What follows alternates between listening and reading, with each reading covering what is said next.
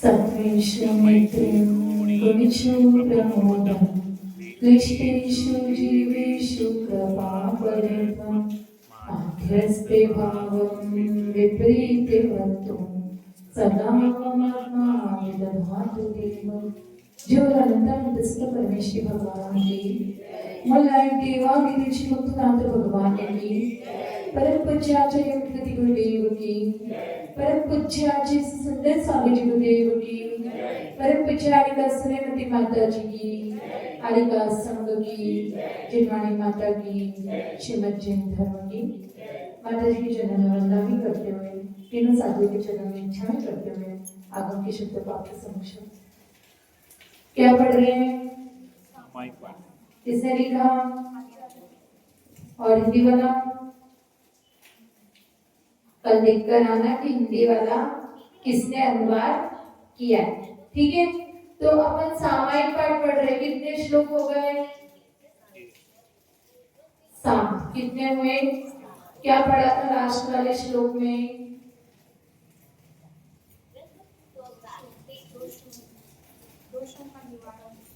दोषों का निवारण करना। और कुछ डिटेल में कि हमें अपना निंदा, गराहा और आलोचना के द्वारा हमें आत्म निंदा करनी है, आत्म गराह करनी है और आलोचना करना है। आचार्य भट्टाकलंक देव ने बताया है कि जब आलोचना की जाती है तो वो प्रतिक्रमण पूर्वक ही की जाती है। जब तक आप प्रतिक्रमण नहीं करते हो तब तक साधक क्या करता है? आलोचना में प्रवेश नहीं करता है। तो यहाँ पर हमें आलोचना करनी है, लेकिन उसके पहले प्रतिक्रमण करना है। तो उसके बाद होता है प्रायश्चित। तो कोई भी दोष, कोई भी गलती हमसे हो जाती है तो हमें क्या करना है? उसको निंदा, गराह, आलोचना के द्वारा उसका नाश करना है, निवारण करना है। ऐसा हमें आचार्यों ने बताया। अब गुरुदेव से शिष्य पूछ रहा है कि गुरुदेव मुझे किसके लिए निंदा, गराह और आलोचना करना है? किसके लिए करना है? तो गुरुदेव बताते हैं कि 4 स्टेप्स है। 4 स्टेप्स है। 4 प्रकार से तुम्हारे को दोष लगते हैं तो तुम्हें उन दोषों की आलोचना, निंदा, गराह और आलोचना करना है। क्योंकि जो एक साधक होता है वो गुरुदेव के चरणों में जाता है तो कैसा हो जाता है? एक छोटे बच्चे की तरह हो जाता है। छोटा बच्चा क्या करता है? अपनी माँ से कुछ भी नहीं सोचता, किसी प्रकार का संकल्प विकल्प नहीं करता है कि ये गलत है, ये अच्छा है, ये करने लायक था कि नहीं था। सब कुछ अपनी माँ से जैसा का तैसा बता देता है। उसमें किसी भी प्रकार की कोई मायाजारी नहीं करता है। उसी प्रकार से जो साधक होता है, जो दोषों से मुक्त होना चाहता है, तो वो गुरुदेव के चरणों में भी ऐसे ही जाता है जिस प्रकार से वो बालक अपनी माँ के पास जाता है, और उसी प्रकार से अपने दोषों को एक एक करके कहता है जिस प्रकार से वो बालक अपनी माँ से कहता है। और वो बच्चा क्या हो जाता है? कहने के बाद एकदम हल्का हो जाता है। उसी प्रकार से वो साधक भी गुरुदेव के चरणों में सब कुछ कहकर क्या हो जाता है? हल्का हो जाता है। तो यहाँ पर हमें आगे के श्लोक में गुरुदेव यही बता रहे हैं कि हमें निंदा, गराह और आलोचना किसकी करनी है। तो श्लोक पढ़ते हैं। अतिक्रमं यद्विमतिर्व्यतिक्रमं जिनातिचारं सुचरित्र कर्मणं व्यधामनाचारमपि प्रमादतः प्रतिक्रमं तस्य करोमि शुद्धि। क्या बता रहे हैं? अतिक्रम यद्विमतिर्व्यतिक्रम। हे जिनेन्द्र देव, मैंने अपने श्रेष्ठ चरित्र में, अपने श्रेष्ठ आचरण में, सुचरित्र कर्मणः, श्रेष्ठ आचरण में, श्रेष्ठ कर्मों में, विमते, विमते मतलब दुर्बुद्धि से, विमते मतलब विमति, कुमति से, दुर्बुद्धि से, प्रमादतः और प्रमाद से क्या किया हो? जो अतिक्रम, व्यतिक्रम, अतिचार, अनाचार लगाया हो तो उसकी शुद्धि के लिए मैं प्रतिक्रमण करता हूं। हे जिनेन्द्र देव, मैंने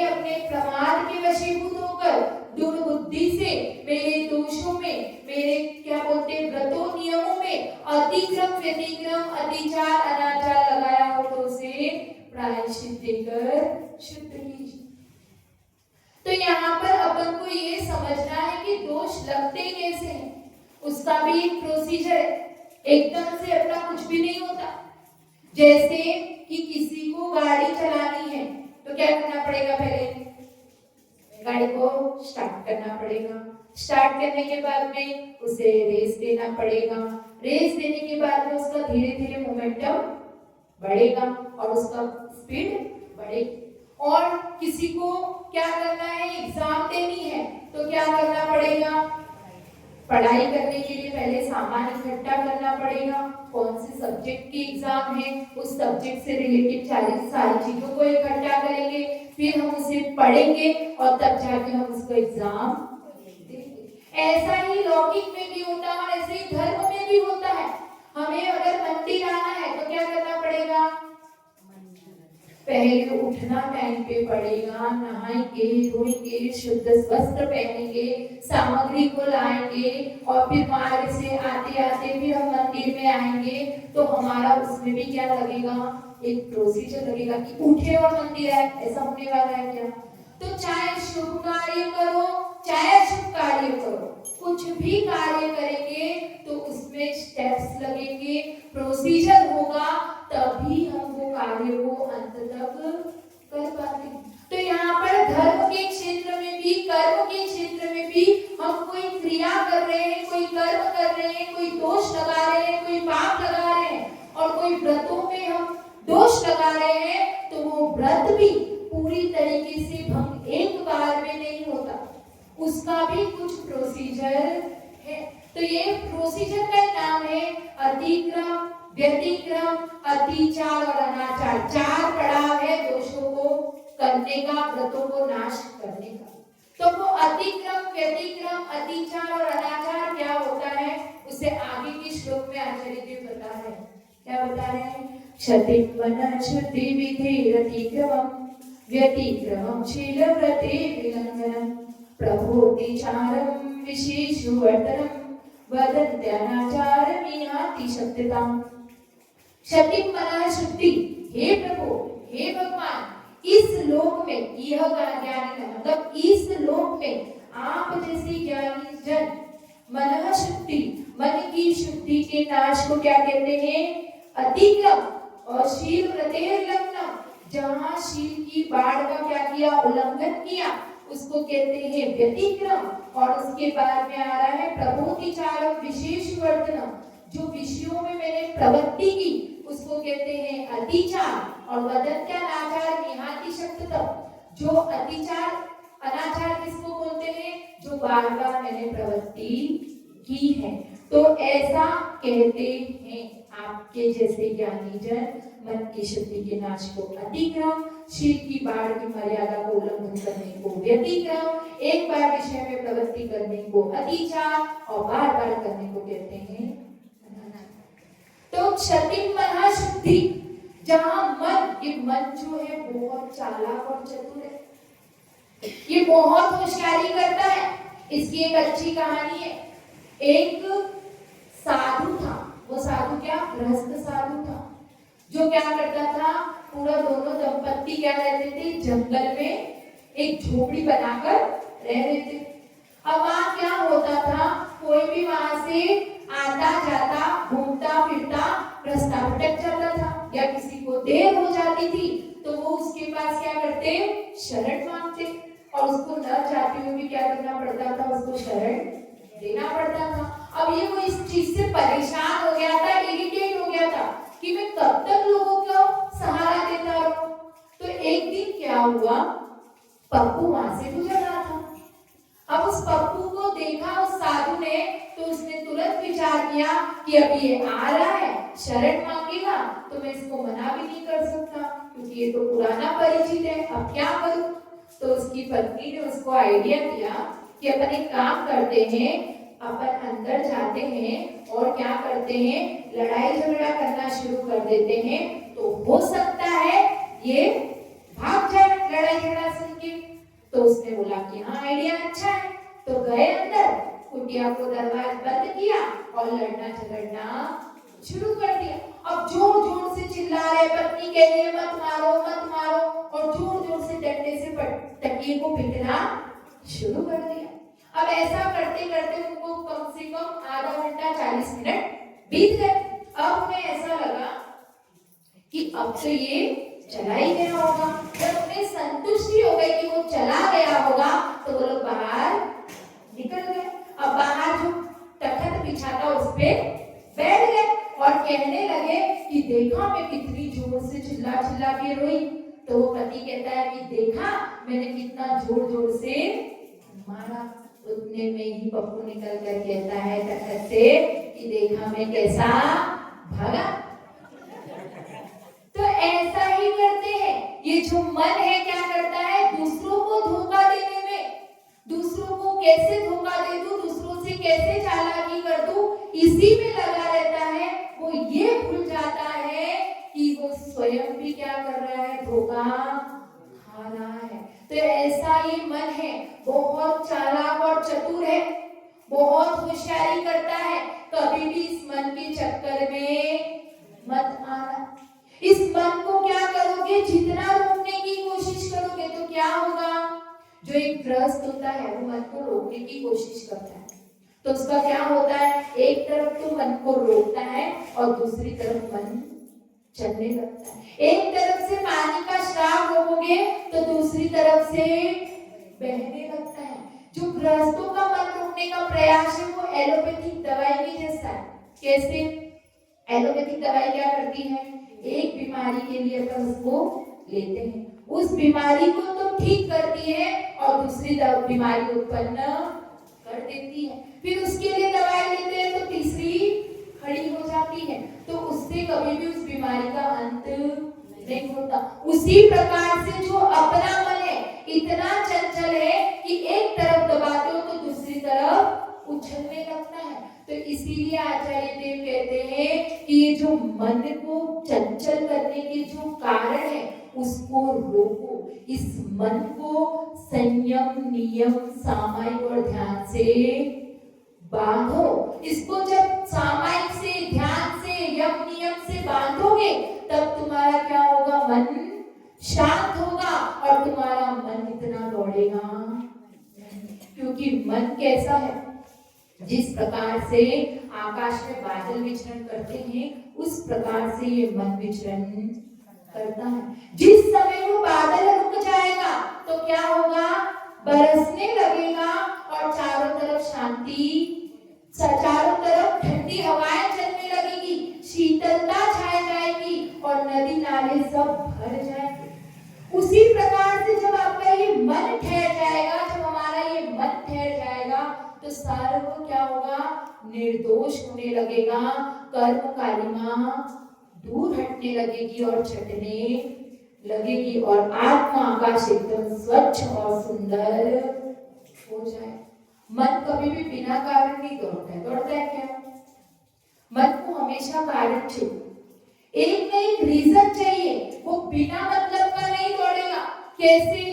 अगर मन को आप कामनाएं, आकांक्षाएं, वासनाएं का कारण नहीं दोगे तो वो दौड़ने वाला नहीं है। क्योंकि हम लोग ही हमारी इच्छा सेट करते हैं, हमारा एक गोल सेट करते हैं कि मुझे ये चीज मिल जाएगी तो मैं क्या हो जाऊंगा, तृप्त हो जाऊंगा, इसके बाद मुझे कुछ भी नहीं चाहिए। और जैसे ही वो गोल सेट किया, वो गोल हमें मिल गया, उसको हमने अचीव कर लिया, तभी क्या होता है, तो उस समय के लिए खुशी। कभी फोन खरीदा तो फोन लेते हैं तब लगता है कि ये फोन मिल जाए तो बहुत अच्छा है, बहुत अच्छा है, और फोन खरीद लेते हैं। और जैसे ही उस फोन को हाथ में लिया, बस खोला और आधा घंटा यूज किया, उसके बाद में 31वें मिनट खत्म, वो खुशी हमारी खत्म हो जाती है, हमारा उसकी तरफ से ध्यान ही हट जाता है और मन को दौड़ने के लिए फिर एक नया रीजन क्रिएट करते हैं, एक नया गोल सेट करते हैं कि चलो ये तो मिल गया, अब वो मिल जाए तो अच्छा हो जाए, जैसे ही वो मिला तो वो तीसरा मिल जाए तो अच्छा हो जाए। मन के तीर पे कभी भी जीरो आता ही नहीं। मन हमेशा क्या करता है, जैसे वो पत्थर पे तीर बताता है ना, कि ये डिस्टेंस तुम्हारा, ये गांव इतना किलोमीटर और दूर है, इतना किलोमीटर और दूर है, उसी प्रकार से ये मन करता है कि और दौड़ना है और दौड़ना है, अभी नहीं आया अभी नहीं आया करके वो दौड़ता ही। कभी भी मन के तीर पे क्या है, उस पत्थर पे कभी भी जीरो।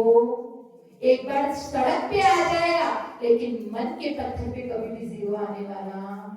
और जिस दिन वो जीरो आ गया, वो शून्य आ गया, इसका मतलब क्या हो गया कि वैराग्य हो गया है, सम्यक ध्यान हो गया है, हमने सामायिक कर ली। तो ऐसे उस मन को हमें रोकना है, और वो रुकेगा तो नियम संयम और व्रतों से।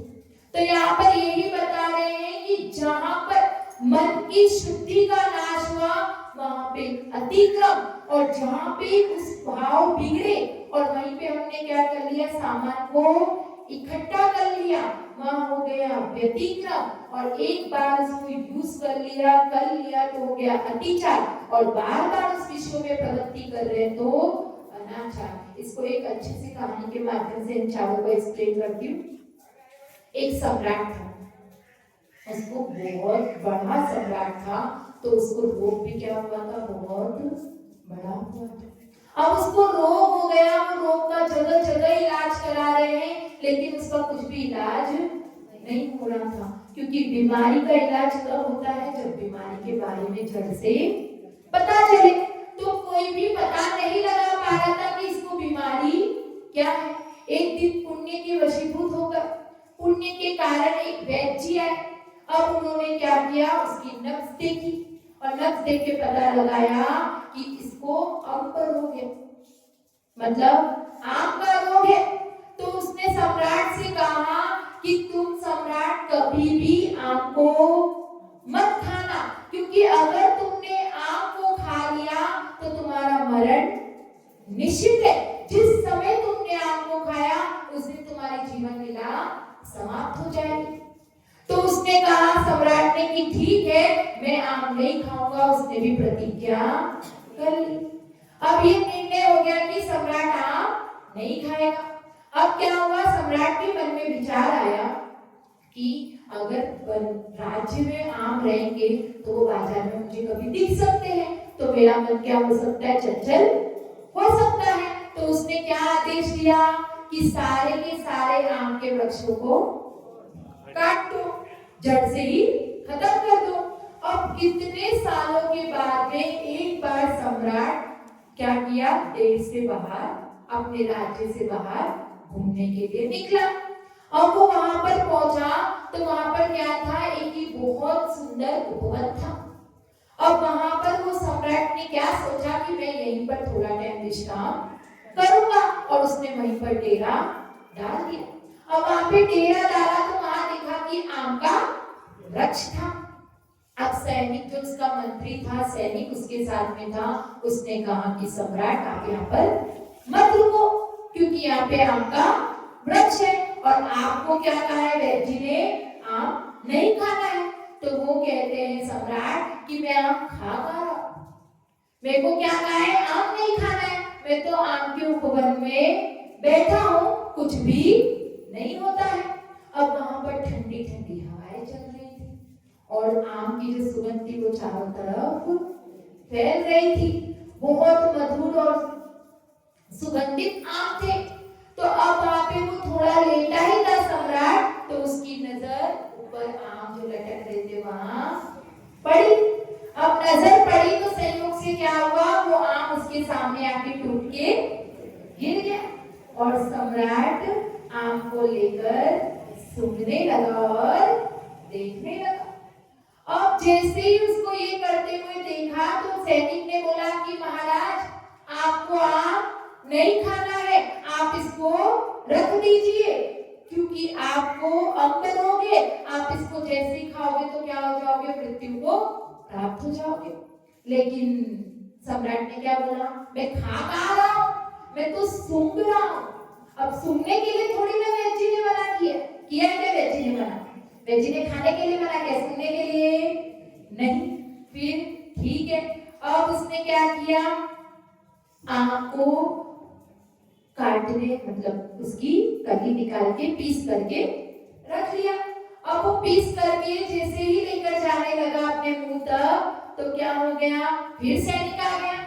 उसने सचेत किया कि महाराज मत खाओ मत खाओ, लेकिन वो उसका मन उस समय तो क्या हो गया था, उसकी तरफ पूरा आकर्षित हो गया था। उसने तुरंत वो आम की कली को खा लिया, और आम की कली को खाया, इतना स्वादिष्ट इतना मीठा था, तो उसने एक साथ में 5-6 आम खा लिए। तो क्या हो गया, सम्राट ने आम को नहीं खाया, आम ने सम्राट को खा लिया, और वो सम्राट वहीं पे मरणासन हो गए। तो ऐसे ही हम भी क्या कर रहे हैं, कामना और वासनाओं की आम का प्रतिदिन सेवन कर रहे हैं। उस सेवन से, उस कामना और इच्छाओं से हमें अपने आप को बचाना है, क्योंकि आचार्य देव कहते हैं कि ये मनुष्य भव का हिया बहुत ही मुश्किल से मिला है, इसको तुम बचा लो, इसका ध्यान रख लो, क्योंकि क्या है, तुम्हारे पीछे 4 लुटेरे लगे हुए हैं, 4 मधुर मधुर बदमाश तुम्हारे पीछे लगे हुए, तुम्हारा इंतजार कर रहे हैं। और वो 4 बदमाश कौन है, अतिक्रम, व्यतिक्रम, अतिचार और अनाचार। तो ये बदमाश तुम्हारे रास्ते में क्या किए हैं, नजरें और पलके बिछाए बैठे हैं कि तुम कब इस मार्ग पर चलो, कब तुम यहाँ पर आओ और हम तुम्हें लूट ले, तुम्हें पूरा नाश कर दे। तो इन स्थायी चोरों से, स्थायी बदमाशों से बचो, इस अतिक्रम, व्यतिक्रम, अतिचार, अनाचार से बचो, क्योंकि साधक जैसे ही 1 सेकंड के लिए भी दोष करेगा, हमसे कोई भी व्रतों में थोड़ा सा भी दोष होगा, तो ये लोग हमें घेर कर लूट लेंगे। तो इनसे बचना है। हमारा मोक्ष मार्ग अगर हमें प्रशस्त करना है, तो जो ये रास्ते में राड़े आएंगे, इनके प्रति सावधान हो जाओ, क्योंकि ये जब लूटेंगे तो अपने पास कुछ भी बचने वाला नहीं है। तो इस अतिक्रम, व्यतिक्रम, अतिचार और अनाचार से हमें बचना है। तो क्या हुआ, वो क्या किया सम्राट ने, जैसे ही आपको घिरा हुआ देखा, लटकता हुआ सुंदर सुंदर देखा, तो उसका मन खराब हो गया। वहां पे हुआ अतिक्रम। क्या हुआ, अतिक्रम, मन की शुद्धि का नाश, मतलब अतिक्रम। तो हमसे क्या है, अब हमने व्रत ले लिया है, हमसे होता नहीं है, बहुत ले तो लिया है, लेकिन कौन समय समय पे ध्यान रखे, मेरे को तो दोपहर में खाना ही पड़ता है, रात को तो मुझे भूख लगी जाती है, मेरे को तो लेना नहीं चाहिए, मैं तोड़ देती हूँ। तोड़ा अभी तक नहीं, लेकिन अपन संकल्प विकल्प कर रहे हैं। तो वहां पे हुआ अतिक्रम। यहाँ पर भी खुद को संभाल लिया कि नहीं ये गलत है, तो क्या होगा, बच जाएंगे, ज्यादा दोष, मतलब व्रत पूरी तरीके से भंग नहीं हुआ है, अभी भी शुद्धिकरण का टाइम है। लेकिन फिर क्या हुआ, व्यतिक्रम, जहाँ पे शील की बाड़ का उल्लंघन किया, मर्यादा का उल्लंघन किया, उसके अनुरूप सामग्री इकट्ठा कर ली। अब उस सम्राट का मन क्या हुआ, खराब हो गया। अब उसने क्या किया, आम को हाथ में लेके सूंघने लगा, उसको सूंघ रहा है, उसके रंग रूप को देख रहा है, सब कुछ कर रहा है। तो उसी प्रकार तो उसका क्या हो गया, व्यतिक्रम। अब हमारा रात्रि भोजन का त्याग है। रात को हम शादी पार्टी में गए, तो वहां पे क्या हुआ, खाना नहीं है, चलो सुन तो लेते हैं, और कटोरी में रसमलाई लेकर खड़े हो गए। तो हमारा मन खराब हुआ, और उसको लेकर के हम तैयार खड़े हैं, अभी खाया नहीं है, सामग्री इकट्ठा हमने कर लिए, तो वो हुआ व्यतिक्रम। यहाँ पर भी आपका व्रत पूरी तरीके से भंग नहीं हुआ, अभी भी वक्त है, हम उस पे रुक जाए और गुरु के सामने जाके अपने दोषों को के प्रायश्चित ले। फिर आ गए अतिचार। हम यहाँ पर रुके नहीं, अब वो कली को निकाल लिया और उसको खा लिया। अब एक कली हमने खा ली, एक बार विषयों में प्रवृत्ति कर ली, एक बार हमने वो रसगुल्ले का कटोरा खा लिया, तो ठीक है, अतिचार हो गया। एक बार प्रवृत्ति हो गई, लेकिन फिर कोई कहता है कि क्या है, एक तो खा ही लिया, एक बार तो तूने भोजन कर ही लिया, तेरा तो व्रत टूट गया, अब तो तू बिंदास खा। तो बार बार हमने उसको खाना, जिस प्रकार से उस सम्राट ने एक कली के बाद में 5-6 आम खा लिए, और उसी तरीके से हमें हमारे व्रतों का ध्यान ही नहीं, मेरा रात्रि भोजन का क्या था इसके बारे में हमें कुछ भी पता ही नहीं, हम तो भूल ही गए हमने कभी व्रत भी लिया था। तो उस प्रकार से वो हो गया अनाचार, बार बार विषयों में प्रवृत्ति करना। जब तक देखो अतिचार तक भी, एक बार भी विषयों में प्रवृत्ति कर ली तो चांस है अपने व्रतों को शुद्धिकरण करके उसमें फिर से दृढ़ होने की। लेकिन जब आप अनाचार की श्रेणी में आ जाते हो, बार बार करने लगते हो, तब आपका वो व्रत पूरी तरीके से भंग हो जाता है। फिर हमें उस व्रत को, उस नियम को फिर से धारण करना पड़ता है प्रायश्चित लेकर। 25% एक को, जहां पर अतिक्रम का दोष लगा वहां 25% दोष हुआ, जहां पर व्यतिक्रम का हुआ वहां 50% दोष हुआ, जहां पे अतिचार हुआ वहां 75% हुआ, और जहां पर अनाचार हुआ वहां पे पूरा का पूरा 100% हो गया। ये जो मनुष्य है क्या करता है, बोलता है कि अब कर लूंगा, अब कर लूंगा, वो निरंतर क्या कर रहा है, बीज बो रहा है, खाद डाल रहा है, पानी डाल रहा है, लेकिन बोलता क्या है कि भविष्य में मैं ये वृक्ष उखाड़कर फेंक दूंगा। क्या बोलता है, भविष्य में मैं ये वृक्ष उखाड़कर फेंक दूंगा, भविष्य में मैं ये जो मेरे पाप संचित हुए उन्हें उखाड़कर फेंक दूंगा। लेकिन कर क्या रहा है, इसके पूरा उल्टा, उसका रोज उसकी मजबूती बढ़ा रहा है, रोज उसको खाद और पानी दे रहा है। आचार्य देव कहते हैं जो भी घटेगा वो इस वर्तमान समय में ही घटेगा, इस वर्तमान समय में ही घटेगा।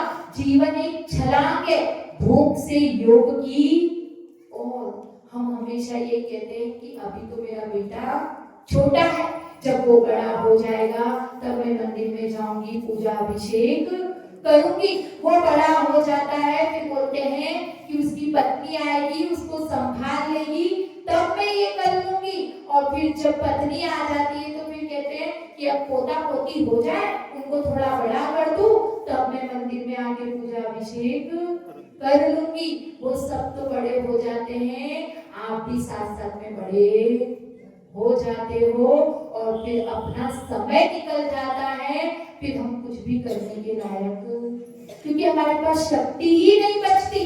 जो शक्ति हमारे पास में उस समय थी, वो पूरी शक्ति को हमने यूटिलाइज संसार के कार्य करने में लगा दिया। हमने व्रतों को धारण ही नहीं किया, नियमों को अंगीकार ही नहीं किया, तो हम हमारा कुछ भी भला।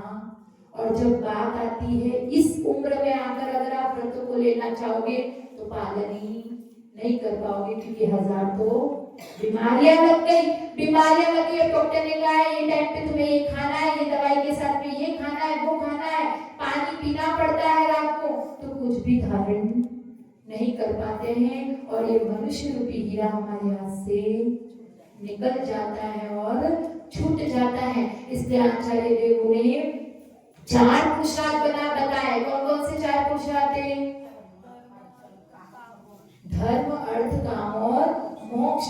तो इनको चारों को अपने जीवन में हर समय, हर दिन हमें करना चाहिए, क्योंकि जरूरी नहीं है हमारे पास में पूरा समय हमें मिले। हमारी उम्र कितनी है, हमारा जीवन कितना है, इसके बारे में कोई भी जानता। इसलिए समय समय पे इन चारों पुरुषार्थ के लिए हमें पुरुषार्थ करना चाहिए, ताकि हमारा जो मनुष्य भाव में आना, जैन कुल में आना सार्थक हो जाए। जय बोलो आप जय श्री सुंदर साधु जी को तेरी परम प्रचारी बस में मति माता जी की।